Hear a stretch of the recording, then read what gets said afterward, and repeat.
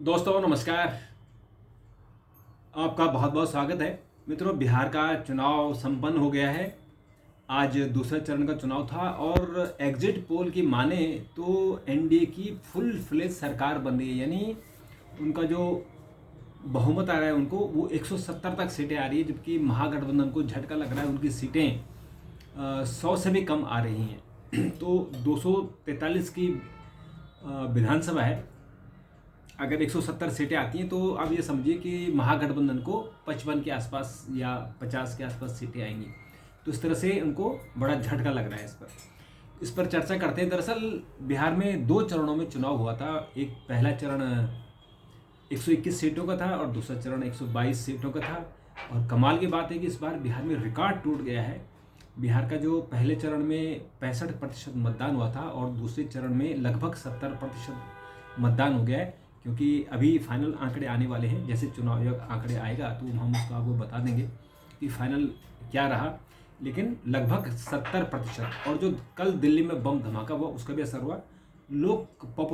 ये पोलराइज हो गया मामला, क्योंकि लोगों को लगता है कि बार बार बम धमाके हो रहे हैं हमारे देश में, आतंकी घटनाएं घट रही हैं।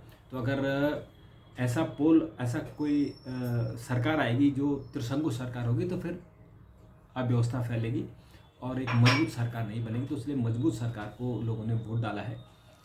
दैनिक भास्कर का जो सर्वे आया है, एग्जिट पोल, वो एनडीए को 145 से 160 तक सीटें दिला रहे हैं और महागठबंधन को 73 से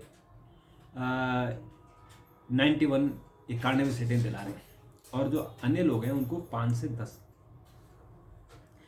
और जो पीपल्स इंसाइट का है वो एनडीए को 148 सीट तक दिखा रहा है और महागठबंधन को 87 से 102 सीटें, जन स्वराज पार्टी को 0 से 2 यानी 2 सीट तक वो दिखा रहे हैं, बाकी नहीं दिखा रहे।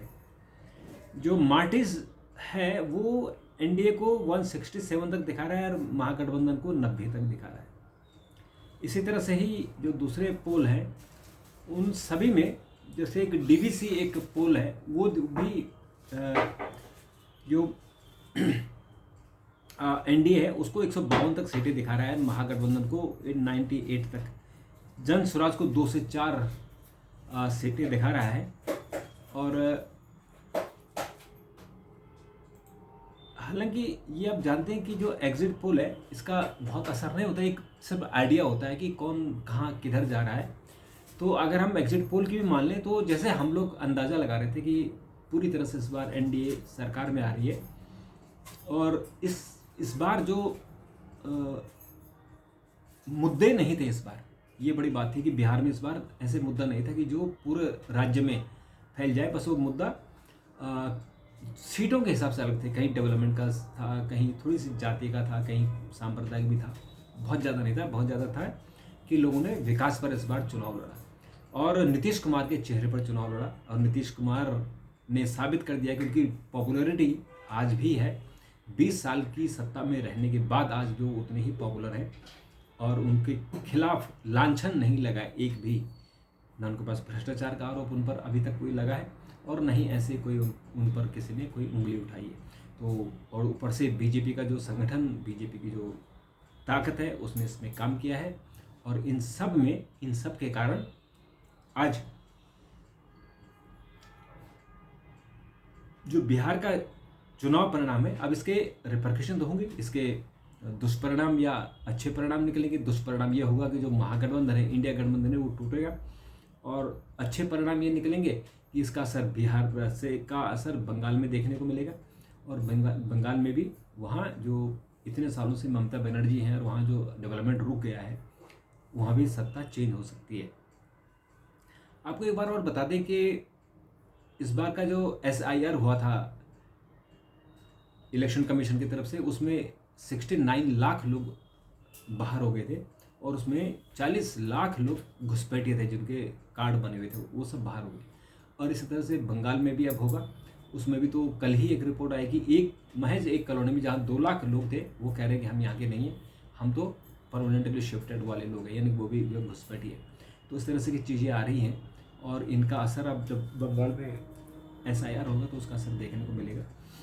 तो इस बार चुनाव का मुद्दा नहीं रहा। जो राहुल गांधी और तेजस्वी यादव की जोड़ी यहाँ इस बार भी असफल रही और जो मतगणना होगी वो 14 नवंबर को होगी। 14 नवंबर में तो और स्पष्टता आ जाएगी, लेकिन अभी भी जो लगभग स्पष्टता आ गई, क्योंकि हम तो लगातार अपनी वीडियो में कह रहे हो, हमारे पूरे वीडियो आप देखिए, हम लगातार पहले दिन से कह रही थी एनडीए की सरकार फुल मेजोरिटी से आ रही है। पिछली बार बीजेपी को 74 सीटें मिली थी और जो नीतीश कुमार की पार्टी जेडीयू है उनको 43 सीटें मिली थी। इस बार ऐसा लग रहा है कि बीजेपी को लगभग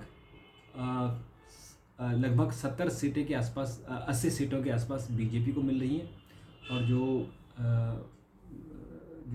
जेडीयू है उसको भी सीटें बढ़ रही हैं। जेडीयू को भी लगभग 70 सीटें मिल रही हैं, तो दोनों की सीटें बढ़ रही है। और जेडीयू को इस बार ज़्यादा, यानी नीतीश कुमार को लोग ज़्यादा विश्वास कर रहे हैं कि उनकी जो पिछली बार 45 सीटें थी वो बढ़कर इस बार 70-80 तक जा रही हैं। तो ये भी एक नीतीश कुमार के लिए एक जो है बेनिफिट है। लेकिन जो गठबंधन है, जो उनमें आखिरी दिन तक, आपको याद होगा कि सीटों को लेकर झगड़ा चल रहा था, आखिरी दिन तक उनमें, जब चुनाव की घोषणा हो गई, पहले चरण का नॉमिनेशन शुरू हो गया, तब जाके उन्होंने तेजस्वी यादव को मुख्यमंत्री पद का उम्मीदवार डिक्लेयर किया, और वो भी सक्सेस नहीं हुआ। और बिहार की जनता कह रही है कि हम नीतीश कुमार के अलावा लालू प्रसाद यादव या उनके परिवार वालों को हम नहीं चुनाव जिता सकते हैं, और चूँकि वो जंगल राज हम दोबारा नहीं लौटा सकते।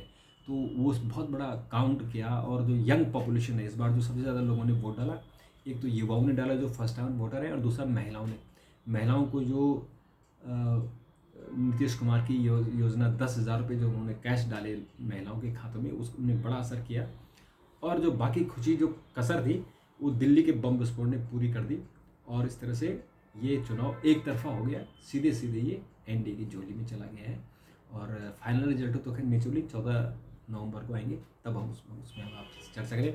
अभी मित्रों हम अभी बज रहा है करीबन 8, तो हम 9 बजे आपको लाइव करेंगे। 9 बजे ज़रूर मेरे साथ लाइव जुड़िए, हम इस पूरे चुनाव का विश्लेषण करेंगे।